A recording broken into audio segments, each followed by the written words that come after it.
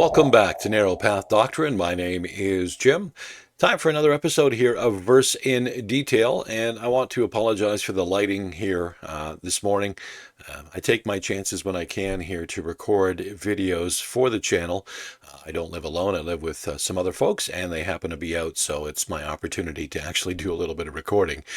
This time around, we're going to take a look at a pretty controversial verse. This is John 6:4. This is a verse at the heart of the doctrines of grace, and something that I see many in the Arminian world try to explain away as something else other than what it actually says. And it's a pretty basic verse in what it says. And I think it tells us all we need to know about the doctrines of grace, or Calvinism, as some people call it. This channel does not follow John Calvin. This channel follows the Bible and the doctrines of grace. Let's read through the text here. First of all, it says, "No man can come to me except the Father which hath sent me draw him, and I will raise him up at the last day." Seems pretty clear-cut, right? This verse lies at the heart of the doctrines of grace, encapsulating the divine initiative in salvation. It addresses humanity's inability to seek God apart from his sovereign work and highlights the Father's role in drawing sinners to Christ. Let's take a look at this verse here in detail. Now, the verse begins with a definitive statement, "No man can come to me." That doesn't say some men or other men, or it says, "No man can come to me." This declaration underscores the natural state of humanity's spiritual deadness and incapacity. As Paul states in Romans 3:10-11, "There is none righteous, no, not one. There is none that understandeth.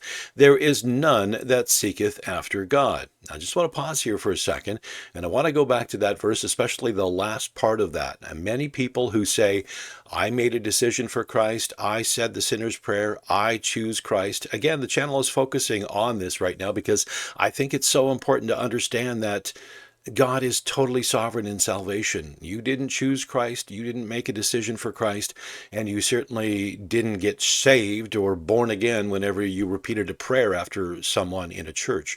It doesn't work that way. Again, the last part of that verse says, "There is none that seeketh after God." Doesn't say, some or others or a few people. No. There is none that seeketh after God. It's pretty clear cut.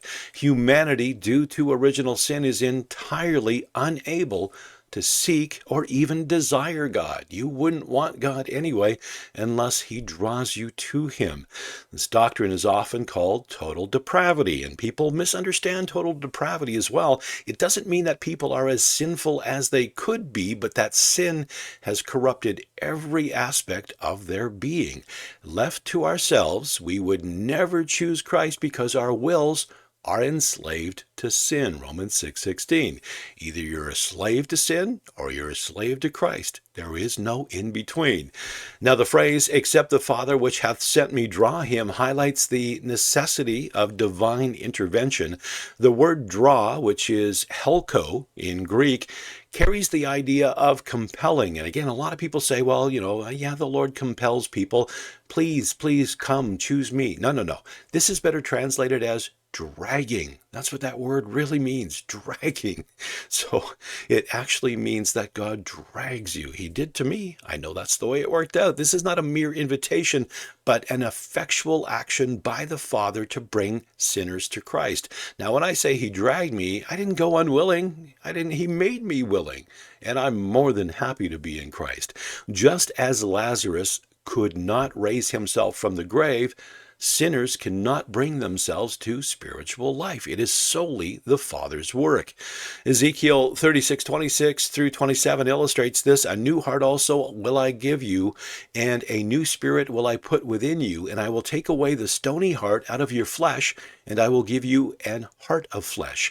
And I will put my spirit within you, and cause you to walk in my statutes, and ye shall keep my judgments and do them." I want you to think about the apostle Matthew, Levi, in the book of Luke. I think he's called Levi, but Matthew, he was a publican. He was a tax collector. Tax collectors were hated by the Jews because they were taking money from the Jews and giving it to Rome. And nobody was a fan of tax collectors. So Matthew sat there at his booth collecting all this money, and he was quite pleased with getting his money. And one day, Jesus walked by. Okay, so picture this. Matthew's sitting there.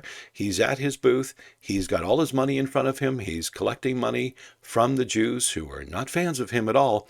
Jesus walks by, looks at him and says, "Follow me." What did Matthew do? He got up, left all his money, left everything, and followed after Jesus. That is the effectual call. That is the call that Christians get. That is the call we get from God. It's an effectual call. We drop everything and we follow him. We lose our friends. We lose our family. We lose people that are dear to us because they think we're crazy now, because we're following after God, because our lives have changed. We've become new people and they don't like us anymore. That's the way it works. When you are in Christ, you are a new creation. You can't possibly be the same old person with the same old friends and do the same old thing. You can't do that and be a Christian. It is a new birth. It is born from above. John 3:3, ye must be born again. The drawing of the Father is an act of irresistible grace. You can't say no to it. Those whom the Father calls, he enables to come to Christ, overcoming their natural resistance and rebellion. Think about your life before you were changed. Think about it. You were rebellious against God. I was rebellious against God.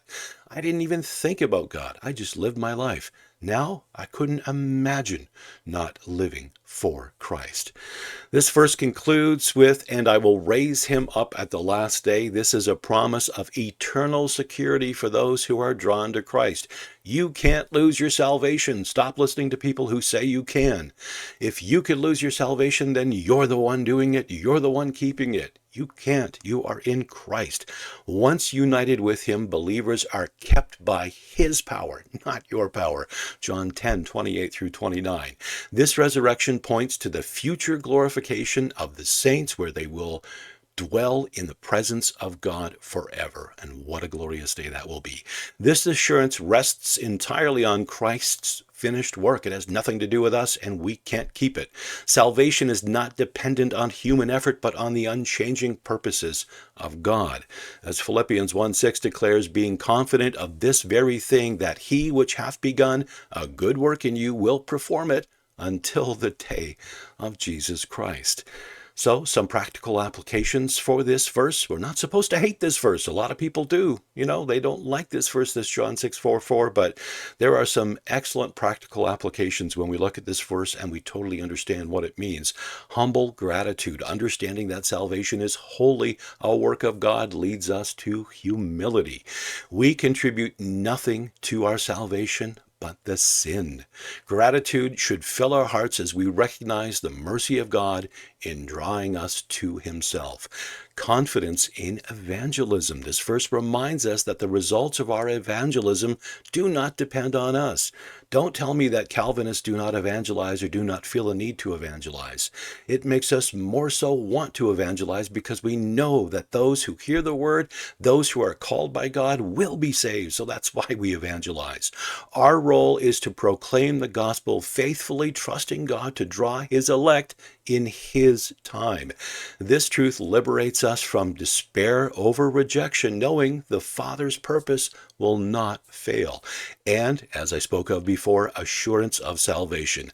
For the believer, this verse provides immense comfort. If the Father has drawn us to Christ, then our salvation is completely and entirely secure. Christ promises to raise us up at the last day, and his promises, they are sure. They will never fail.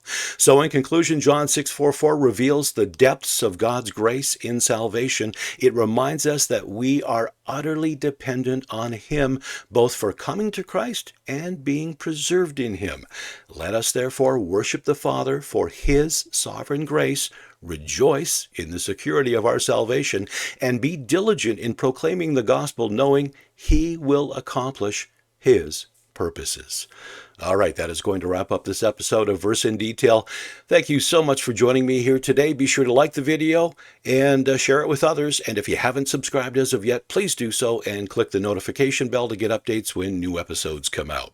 So until next time, remember, true doctrine fuels a living, breathing faith. God bless.